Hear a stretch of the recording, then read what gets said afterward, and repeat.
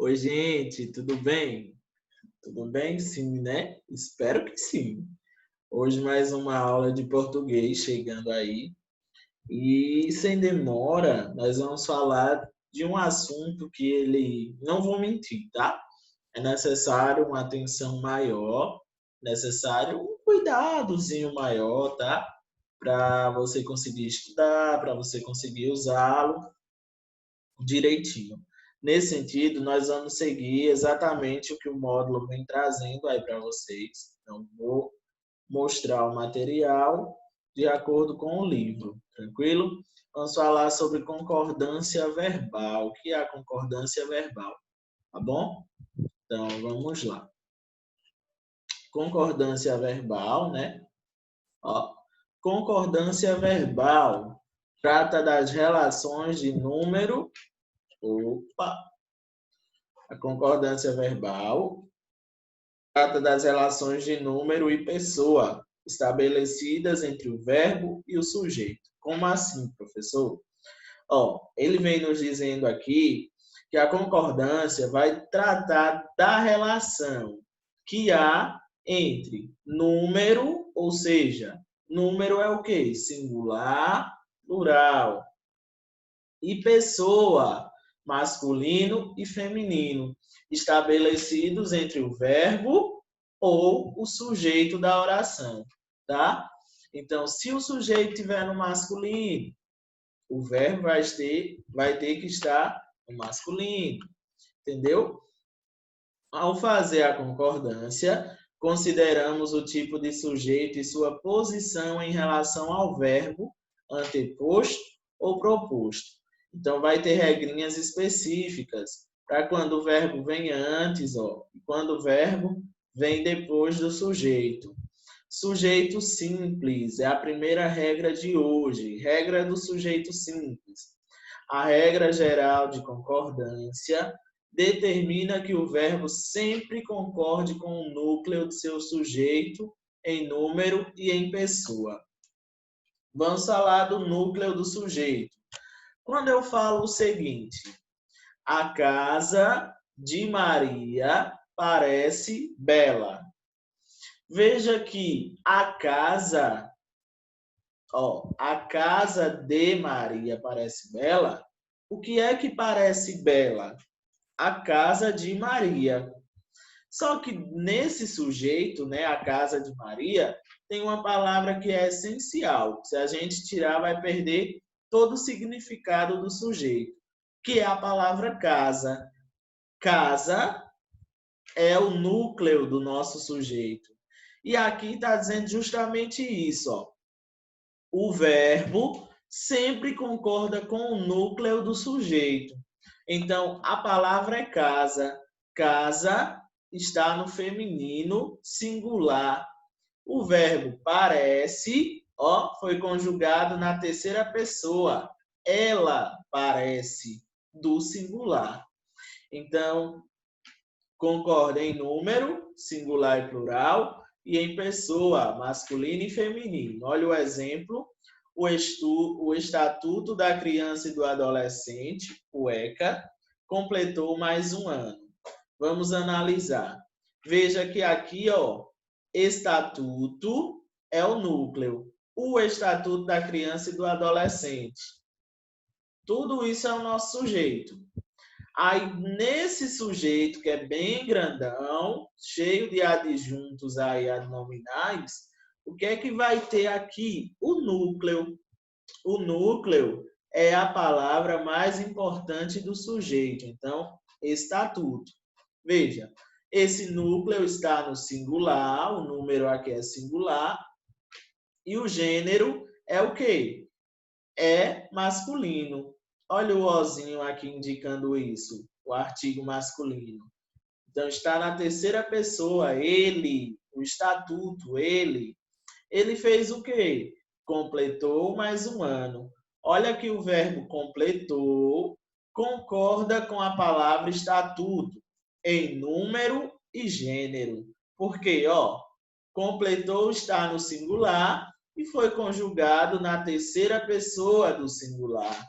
Ele concordou aí, em quê? em número e gênero, como disse a regra geral. O verbo concorda com o núcleo do seu sujeito em número e em pessoa. No caso, né, pessoa gramatical, tá? Em qualquer posição que se encontre o seu sujeito simples, antes do verbo ou depois dele, o verbo concorda com ele em número e pessoa. Vamos entender, ó. Em qualquer posição que se encontre o sujeito simples, antes do verbo ou depois dele, então o sujeito pode vir tanto antes quanto depois do verbo. Nós até já vimos orações invertidas, né? O verbo vai concordar com ele em número e pessoa. Então, não importa. Se inverter ou não, o verbo vai continuar concordando com o sujeito. Veja, foi criado o Cadastro Nacional de Pessoas Desaparecidas. O Cadastro Nacional de Pessoas Desaparecidas é o nosso sujeito. E a palavra cadastro é o núcleo do sujeito. Esse sujeito veio depois do verbo, que é uma locução verbal, foi criado. Foi criado, o verbo está na terceira pessoa do singular. Esse sujeito é uma palavra que está na terceira pessoa do quê? Feminino. Então, pessoa, terceira pessoa do masculino, perdão. Ó, terceira pessoa do singular foi criado. E cadastro, terceira pessoa do singular masculino. Então, concordando aí em número e em pessoa, o verbo está. Veja, mesmo que o sujeito veio depois, o verbo aqui, ó, está concordando com ele. Note que aqui, ó, o núcleo é uma palavra masculina. Então, a locução verbal ficou masculina também, criado. Olha o outro exemplo. Foi instituída a Semana Nacional de Prevenção de Gravidez na adolescência. O que é que foi instituída? A Semana Nacional de Preservação da Gravidez na Adolescência. Tudo isso é o sujeito da oração. Para que você descubra o núcleo, é só ir tirando elementos e o que causar mais falta aí vai ser o núcleo. Então, note que semana seria esse elemento. Então, núcleo do sujeito, ele está em quê? Na terceira pessoa. Ó. Por exemplo, semana é eu semana, tu semana ou ela semana? Ela, né? A semana, ela.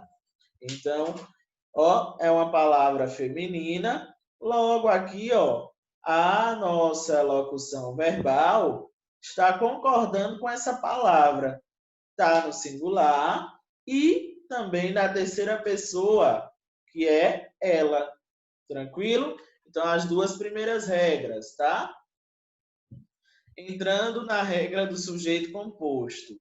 O sujeito composto, vocês já sabem, é aquele que tem mais de um núcleo. Por exemplo, Bia e Maria vivem cantando. Então, Bia e Maria vivem cantando, tem dois núcleos, Bia, Maria. Tranquilo? O sujeito composto é aquele que apresenta mais de um núcleo. A concordância do verbo com o sujeito composto depende da posição deste na frase. Portanto, exige alguma atenção a mais. Aqui, diferente do outro, né, que não importava a posição do sujeito, agora, no sujeito composto, importa. Se o sujeito vier de um lado ou de outro, vai fazer diferença. Ó. Quando o sujeito está antes do verbo, o verbo vai ficar no plural. Então, ó, reis e castelos faziam parte da Idade Média. Nós temos aqui que reis e castelos são dois núcleos. Então, eles, né? Eles faziam parte da Idade Média. Agora, ó, note que o verbo está no plural, porque tem dois núcleos aqui. E ele veio, ó, no plural também, porque o sujeito está antes do verbo. tá? Então, primeira regra, quando o sujeito está antes do verbo, sendo sujeito composto, ó, este ficará no plural. Vamos seguindo. Quando o sujeito estiver depois do verbo, pós-posto, este pode ser usado no plural também. Então, veja, se o sujeito estiver depois do verbo, o verbo ainda pode ser usado no plural. Viveram meu bisavó e meus avós em outros tempos. Note, ó, sujeito, sujeito, veio depois. Temos dois núcleos, então, sujeito composto. Verbo no plural. Só que também esse verbo pode concordar com o núcleo do sujeito mais próximo. Ó, o mais próximo dele é meu bisavô. E bisavô está no masculino, terceira pessoa aí do singular. Então, ó, eu poderia dizer o seguinte, que o verbo vai concordar com o núcleo do sujeito mais próximo. Mais próximo é avós? Não, é bisavô. Então, viveu meu bisavô e meus avós em outros tempos. Mudou. O verbo agora está no singular, porque ele está concordando com o núcleo mais próximo, que é bisavô. E bisavô também está no singular, certo? Se o sujeito composto for formado de pessoas gramaticais diferentes, podem ocorrer as seguintes situações. Então, aqui, ó, quando nós temos sujeito composto formado por, digamos assim, palavras, né, pessoas gramaticais diferentes, ou seja, quais são as pessoas? Eu, tu, ele ou ela. Nós, vós, eles ou elas. Então, se eu tiver numa oração, eu e ele, eu e ela, tu e ela, então vai ter aí umas regrinhas de concordância verbal. A primeira situação, a primeira pessoa sempre vai prevalecer sobre a segunda e a terceira. Então, qual é a primeira pessoa aí das pessoas gramaticais? É o eu. Eu prevalece sobre tu e sobre ele ou ela. Então, na concordância, o verbo vai ter que concordar primeiro com esse eu, para depois concordar com os outros dois. Depois, se tiver só a segunda pessoa e a terceira, aí o verbo vai poder concordar com um dos dois, tanto na segunda quanto com a terceira. Então, vai ficar aí, né, concordando com um dos dois. Tranquilo? Vamos lá. Continuando, o que a gente vai perceber aí? Ó, eu e ele estamos lendo o estatuto. Primeira pessoa gramatical, eu. Terceira pessoa gramatical, ele. Então, eu e ele estamos lendo o estatuto. A gente quase não fala isso. Nós costumamos falar, né? Nós estamos lendo ou a gente está lendo. Mas, ó, o mais correto é utilizar nós estamos lendo, né? Seria. Só que se eu quiser usar eu e ele, não está errado. Só que você precisa fazer a concordância adequada. Então, a primeira pessoa prevalece sobre a segunda e a terceira. Logo, ó, o verbo teve que concordar com a primeira. Se é eu e ele, é igual a nós. Eu e tu, nós. Eu e ela, nós. Tranquilo? Então, ficou aí, ó. Primeira pessoa do plural, o verbo está. Por quê? Por causa desse eu. Eu mais ele dá nós. Nós estamos. Verbo conjugado na primeira pessoa do plural.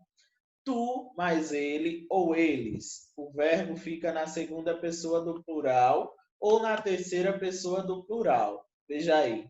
Tu e ele, aí vai ter que ir para o plural, ó. Mas pode concordar com a segunda pessoa ou com a terceira pessoa. Veja. Aí aqui nós temos o seguinte: tu e ele pode ser farão, concordando com ele, Ou pode ser fareis, concordando com tu. Mas, ó, mesmo fareis estando concordando com tu, tu está no singular, tá? E essa forma aqui veio no plural, certo? Aqui também, ele está no singular, mas essa forma verbal está na terceira pessoa do plural. Então, fica aí a dica. Outras concordâncias do sujeito simples. O que é que o livro de vocês vai dizer? Há regras específicas para casos que não se enquadram na regra geral. Observe-as a seguir. Quando o sujeito for formado por a maior parte de, a maioria de, a minoria de, mais substantivo no plural, o verbo pode ficar no singular ou no plural. Então, se eu tiver essas expressões, a maior parte de, a maioria de e a minoria de, mais um substantivo no plural, ou seja, uma palavra aí substantiva no plural, o verbo pode ficar no singular ou no plural. Exemplo, a maioria das pessoas desconhece o conteúdo do ECA. Então, esse desconhece concordou com maioria. Mas a regra diz que pode também ir para o plural. Então, ó, a maioria das pessoas desconhecem o conteúdo do ECA. Desconhecem, concordou com pessoas. Observação, incluem-se nessa regra os coletivos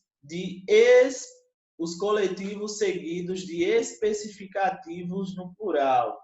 Então, olha o exemplo, uma banda de pássaros sobrevoaram a cidade. Então, tenho aqui coletivo, um bando, de quê? De pássaros. Pássaros está no plural. Então, olha só como é que pode ficar no singular ou no plural, seguindo essa regra aqui citada acima.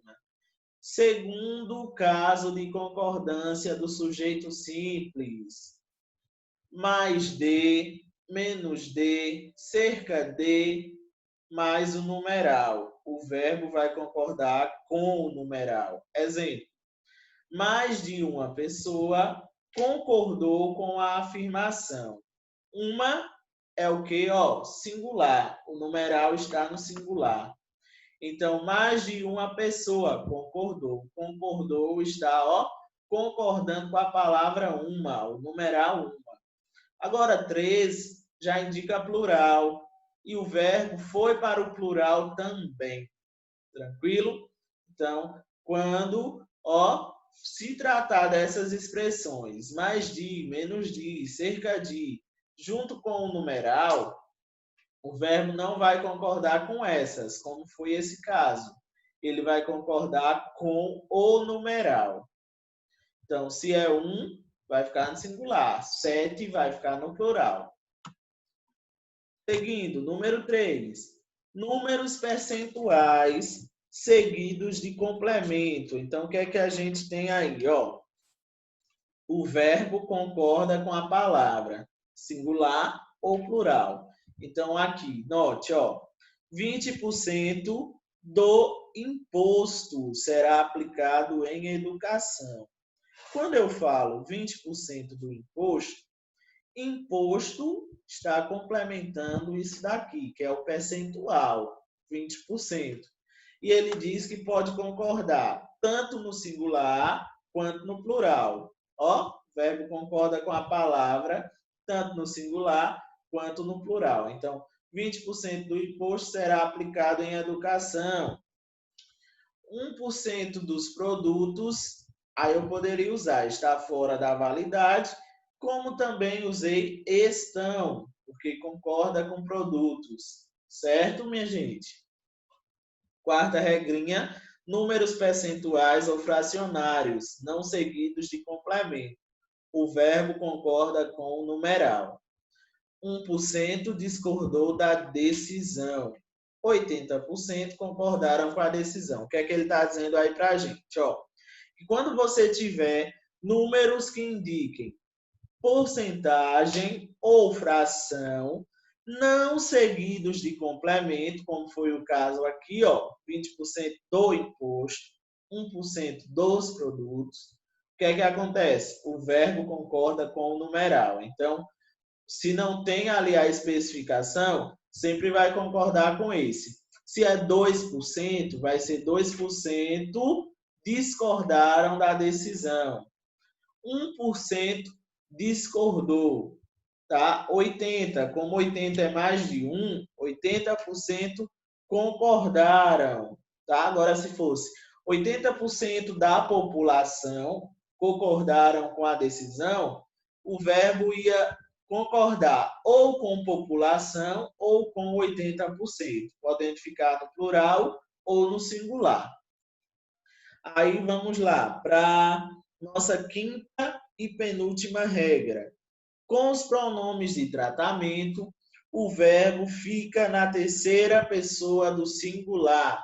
Sua Excelência demonstrou sua preocupação.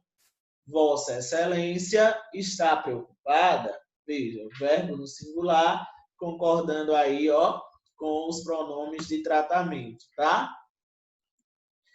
E voltando, número 6, substantivo próprio no plural. Quando eu tenho lá, o que é um substantivo próprio? É aquele que indica nome de pessoas, de cidades, de países. Então, quando eu tiver um substantivo que é escrito no plural, eu posso aí ter uma concordância, ó, da seguinte maneira. Se tiver artigo, o verbo concorda com o artigo. Se não houver o artigo, o verbo vai ficar no singular. Por exemplo, nós temos Paris. Paris é uma palavra que é escrita no plural, né, com S.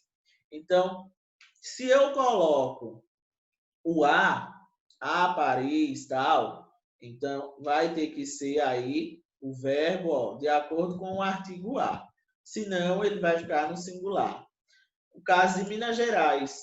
Minas Gerais fica no sudeste do país. Então, Minas Gerais, ó, é uma palavra, um substantivo próprio no plural, tá? Então, como é que fica? Aqui, ó, como ele está no plural, mas não veio com artigo, vai ser o verbo no singular. Agora, aqui já veio a palavra, ó, com artigo feminino no plural. As Minas Gerais ficam no sudeste do país. Aqui, como veio as, o verbo vai ter que ir para o plural. É o mesmo caso de Estados Unidos. Estados Unidos rompe laços com o Brasil, por exemplo. Então, por que eu falei rompe? Porque não tinha artigo. Agora, se eu colocar o artigo, não vai ser mais rompe, vai ser romperam, tá? Os Estados Unidos romperam com o Brasil, ok? E aí a gente termina a nossa aulinha de hoje. Espero que vocês tenham entendido o conteúdo e estudem que nossa avaliação está chegando aí, tá bom? Beijão, cheiro no coração e até a nossa próxima aula.